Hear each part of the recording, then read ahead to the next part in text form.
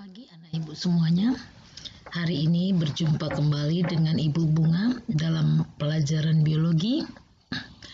Materi kita pada pagi hari ini adalah arthropoda.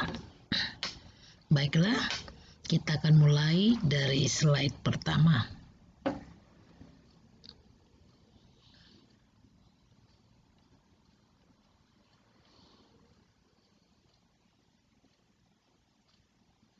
Ciri-ciri arthropoda sebagai berikut. Yang pertama, tubuh bilateral simetri, terbagi atas kepala, dada, dan perut.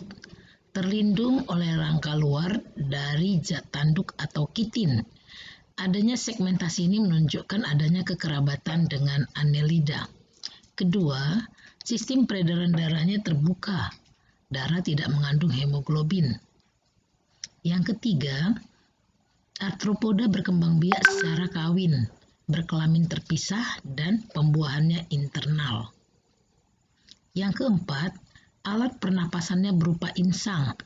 Ada yang trakea, ada yang paru-paru buku, atau permukaan tubuhnya. Yang kelima, alat pencernaan telah berkembang sempurna. Yang keenam, sistem saraf terdiri atas ganglion otak dan serabut sistem saraf tangga tali. Yang ketujuh, alat ekskresi adalah kelenjar hijau atau koksal dengan saluran Malpighi yang bermuara di usus. Klasifikasi arthropoda dibagi menjadi 4 kelas. Yang pertama adalah kelompok krustasea atau udang, kelompok udang dan kepiting. Yang kedua insekta, kelompok serangga. Kelompok insekta ini adalah kelompok yang paling banyak jenis dan jumlahnya.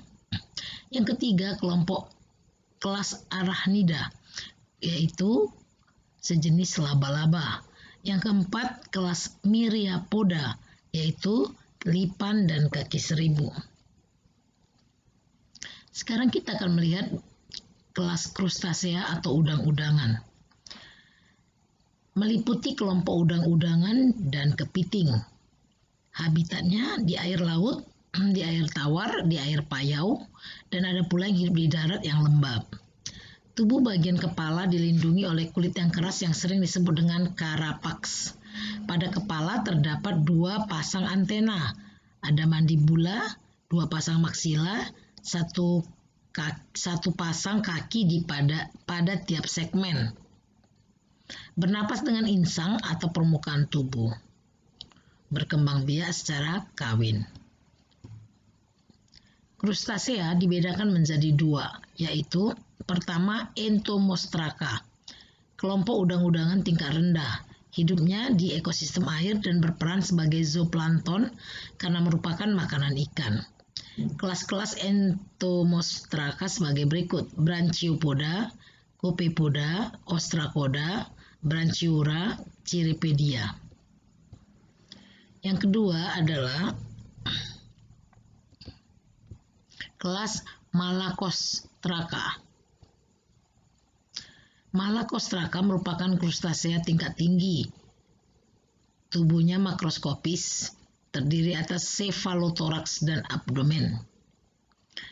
Malacostraca meliputi beberapa ordo. Yang pertama Isopoda, contohnya Oniscus asellus. Yang kedua Stomatopoda, contohnya Squilla empusa. Yang ketiga Decapoda, contohnya adalah udang dan kepiting. Peranan krustasea. Peranan krustasea ada yang menguntungkan, ada yang merugikan.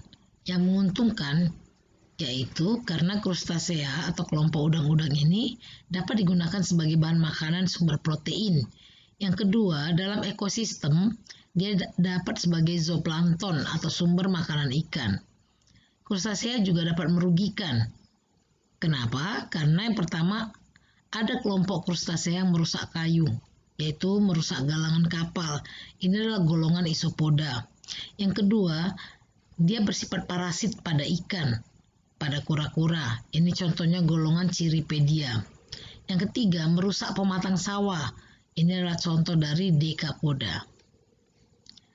Yang kedua adalah kelompok insekta, golongan serangga. Insekta atau hexapoda dapat ditemukan di mana saja, bersifat kosmopolit. Tubuhnya dibedakan atas kepala, caput, dada, toraks, dan perut abdomen. Anggota gerak berjumlah 3 pasang. Alat peredaran darah berupa jantung, sistem peredaran darahnya terbuka, darah tidak mengandung hemoglobin. Alat pernapasannya berupa trakea yang bercabang ke seluruh jaringan tubuh. Alat reproduksinya terpisah dan pembuahannya internal. Sistem sarafnya sistem saraf tangga tali. Alat ekskresi berupa kelenjar hijau. Berdasarkan keberadaan sayapnya, serangga dibedakan menjadi 2, yaitu Apterygota, serangga tidak bersayap, tidak mengalami metamorfosis. Yang kedua, Pterygota, serangga bersayap, mengalami metamorfosis. Dibedakan menjadi 2, yaitu Hemimetabola, serangga yang bermetamorfosis tidak sempurna, contoh belalang dan kecoa. Holometabola, yaitu serangga yang bermetamorfosis sempurna, contohnya kupu-kupu, kumbang, dan lebah.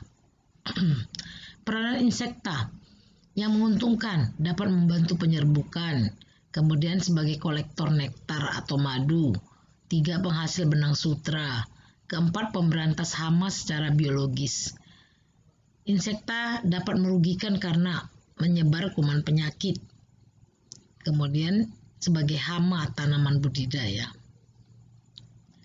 Kelompok ketiga adalah arachnida atau golongan laba-laba. Ciri-cirinya, tubuh terdiri atas cephalothoraks dan abdomen. Di kepala, mulut berfungsi untuk mengisap, dilengkapi dengan kelenjar racun. Matanya tunggal, kelisera, dan pedipalpus. Alat pernapasannya berupa paru-paru buku, trakea, atau insang buku. Beralat kelamin terpisah dan pembuahannya internal. Kebanyakan hidup bebas di darat, tetapi ada pula yang hidup parasit atau merugikan. Arachnida meliputi 3 ordo, yaitu Arachnoidea, meliputi laba-laba, contoh laba-laba pemburu. Yang kedua, Acarina, meliputi bangsa tungau. Yang ketiga, Scorpionida, yaitu kelompok kalajengking. Yang keempat adalah Myriapoda atau golongan hewan berkaki 1000. Dalam sistem klasifikasi, Myriapoda dipisahkan menjadi 2 kelas, yaitu yang pertama, Chilopoda atau golongan lipan. Umumnya hidup di bawah bebatuan, di bawah timbunan sampah, dan daun-daun yang membusuk, contoh Lithobius forticatus atau kelabang, memiliki racun yang membahayakan. Kita lihat contoh Chilopoda.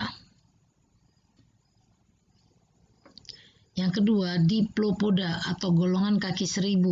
Habitatnya di tempat yang gelap, lembab, dan banyak mengandung tumbuhan yang telah membusuk, contoh Polydesmus colaris. Oke. Di sini di akhir materi Ibu ada membuat evaluasi, silakan dikerjakan di buku catatan. Setelah kamu buat rangkuman untuk portofolionya, kerjakan evaluasi ini. Oke. Sampai di sini dulu materi pelajaran kita pada pagi hari ini. Semoga apa yang Ibu jelaskan dapat dipahami oleh anak didik kami sekalian. Tetap stay at home, jaga jarak, dan pakai masker. Semoga pandemi segera berlalu dan kita dapat bertatap muka kembali. Salam sehat anak ibu. Bye-bye.